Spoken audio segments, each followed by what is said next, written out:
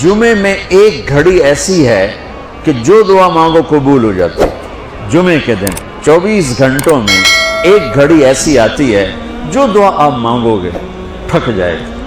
تو اس دن مجھے لگتا ہے کہ اسی گھڑی میں میری دعا اوپر گئی.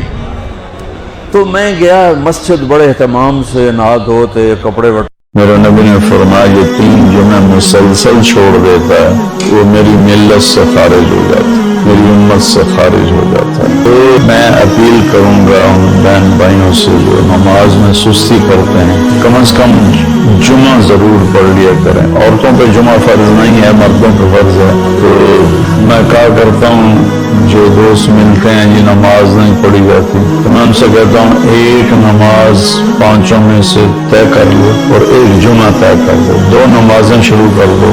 جس نے بھی اس پہ عمل کیا وہ 5 وقت کا نماز بنے. تو جمعہ کی نماز کے بعد جمعہ سے جمعہ تک کے جتنے گناہ ہوتے ہیں وہ اللہ تعالیٰ معاف فرما دیتا ہے.